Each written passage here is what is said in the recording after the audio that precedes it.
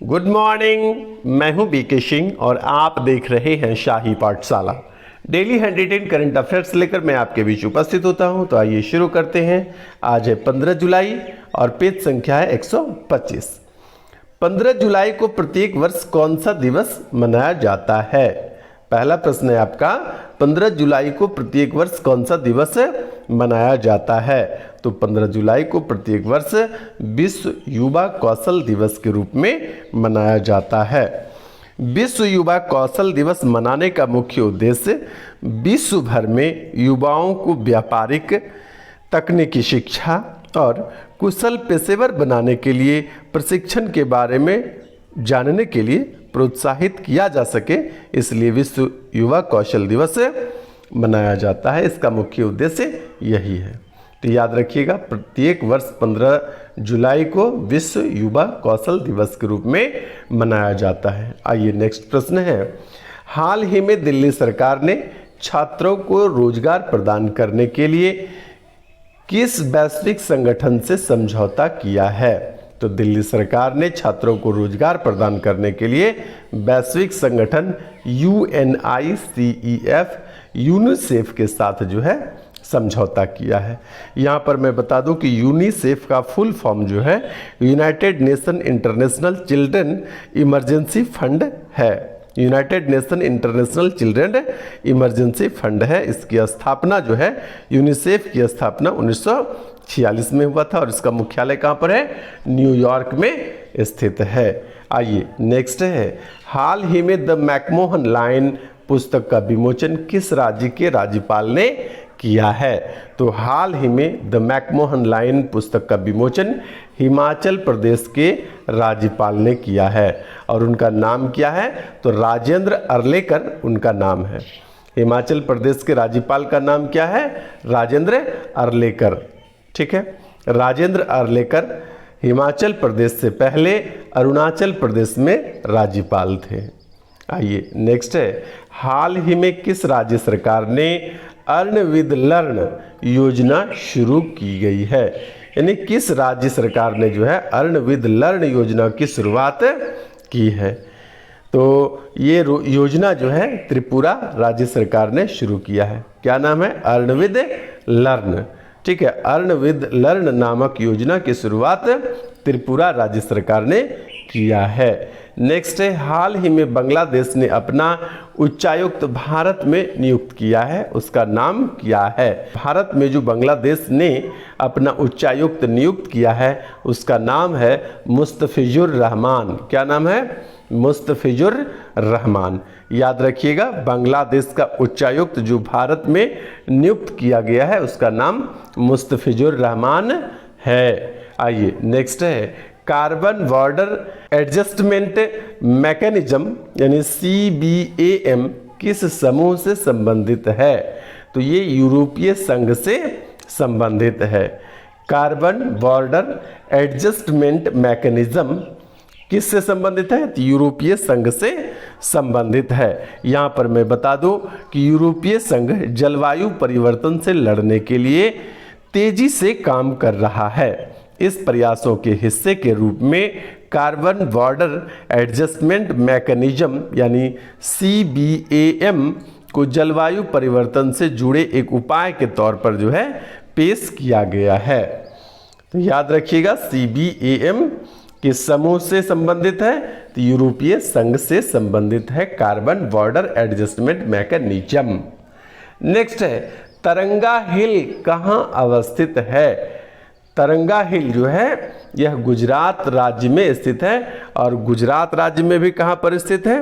अहमदाबाद में स्थित है। तरंगा हिल कहाँ स्थित है? गुजरात राज्य के अहमदाबाद में स्थित है तरंगा हिल्स। दरअसल राष्ट्रीय अल्पसंख्यक आयोग के अध्यक्ष ने तरंगा हिल अंबाजी बाबू रोड नई रेलवे लाइन को मंजूरी प्रदान करने के लिए प्रधानमंत्री के प्रति आभार व्यक्त किया है। 3 शिखर वाली तरंगा हिल अहमदाबाद जिला राज्य गुजरात में स्थित है। यह विशेष रूप से जैन समुदाय का तीर्थ स्थल है। तो वहाँ पर जो नई रेलवे लाइनें बिछाई जाने के लिए मंजूरी प्रदान की गई है जिस कारण से यह चर्चा में है। और इस बात के लिए जो है राष्ट्रीय अल्पसंख्यक आयोग के अध्यक्ष ने प्रधानमंत्री को धन्यवाद कहा है, उसके प्रति आभार व्यक्त कहा। आइए नेक्स्ट है, हाल ही में जारी ग्लोबल जेंडर गैप इंडेक्स 2022 में भारत का स्थान क्या है और यह किस संगठन के द्वारा जारी किया जाता है। ग्लोबल जेंडर गैप इंडेक्स 2022, इसमें भारत का स्थान है 135वां और इसको वर्ल्ड इकोनॉमिक फोरम के द्वारा जारी किया जाता है। WEF के द्वारा जारी किया जाता है ग्लोबल जेंडर गैप इंडेक्स। और वर्तमान में 2022 का जो इंडेक्स है ग्लोबल जेंडर गैप इंडेक्स, इसमें 135वां स्थान है भारत का।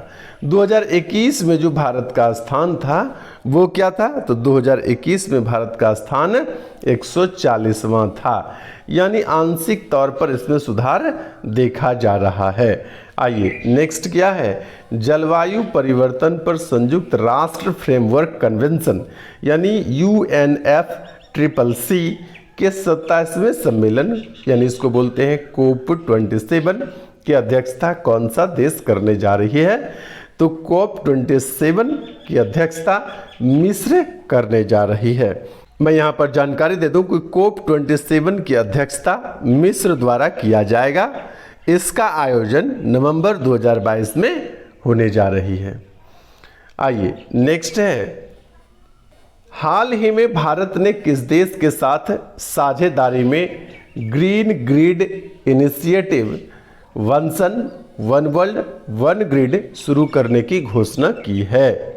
तो हाल ही में भारत ने किस देश के साथ साझेदारी में green grid initiative one sun one world one grid शुरू करने की घोषणा की है। तो भारत ने यूनाइटेड किंगडम के साथ जो है साझेदारी में green grid initiative one sun one world one grid शुरू करने की घोषणा की है।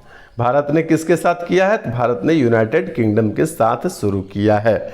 यहाँ पर मैं जानकारी दे दूँ कि green grid initiative one sun one world one grid, इसका शॉर्ट फॉर्म होता है GGIOSOWOG,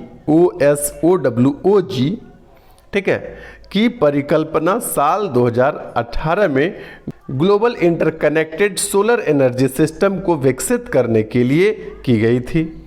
वर्ष 2021 में भारत और यूनाइटेड किंगडम द्वारा COP26 पर GGI को लॉन्च करने की प्रतिबद्धता जताई गई थी। GGI यानी ग्रीन ग्रिड इनिशिएटिव, GGI का मतलब क्या हुआ, ग्रीन ग्रिड इनिशिएटिव को लॉन्च करने की जो प्रतिबद्धता है वह पिछले वर्ष 2021 में COP26 शिखर सम्मेलन के जब आयोजन किया जा रहा था तो उसमें भी जताया गया था। आइए अब नेक्स्ट है, हाल ही में टाइम पत्रिका ने वर्ष 2022 की विश्व की सर्वश्रेष्ठ स्थानों की सूची में भारत के किन 2 यहाँ पर स्थानों को मिट गया है, कुछ जगह मिला है। एक्चुअली PDF बनाते समय कुछ जो कहीं पर त्रुटि रहता है तो उसको ठीक करते हैं मिटाकर हटाकर, तो उसी को ठीक करने के क्रम में मुझे लगता है कि यहाँ पर मिट गया होगा। आइए तो इसको समझते हैं कि हाल ही में टाइम पत्रिका ने वर्ष 2022 की विश्व की सर्वश्रेष्ठ स्थानों की सूची में भारत के किन 2 स्थानों को जगह मिला है। तो भारत के किन 2 स्थानों को जगह मिला है, तो एक शहर है अहमदाबाद जो गुजरात में पड़ता है और एक राज्य है केरल। इन 2 स्थानों को जो है टाइम पत्रिका में वर्ष 2022 के लिए जो सर्वश्रेष्ठ स्थान की सूची जारी किया गया है उसमें भारत के 2 स्थान अहमदाबाद और केरल को शामिल किया गया है, याद रखिएगा। आइए नेक्स्ट है, केंद्र सरकार ने कहां पर गति शक्ति विश्वविद्यालय स्थापना को मंजूरी दी है। गति शक्ति विश्वविद्यालय स्थापना को मंजूरी कहां पर दिया है, तो बड़ोदरा गुजरात में जो है कि ये मंजूरी प्रदान किया गया है, गति शक्ति विश्वविद्यालय। तो ये था आज का हमारा करंट अफेयर्स। मैं यहाँ पर आपको बता दूं कि पिछले दिनों आपको 8 पेज का जो PDF free of cost provide किया जाता है उसका लिंक नीचे डिस्क्रिप्शन में दे दिया गया है। यदि अब भी आपने PDF को डाउनलोड नहीं किया है तो नीचे डिस्क्रिप्शन में जाएं और PDF को डाउनलोड करके अपने मोबाइल में रखें। जब कभी भी करंट अफेयर्स रिवीजन करने की इच्छा हो उसे जाकर के देखें, उसे जाकर के पढ़ें। आज के लिए इतना ही। बने रहिए शाही पाठशाला के साथ। धन्यवाद।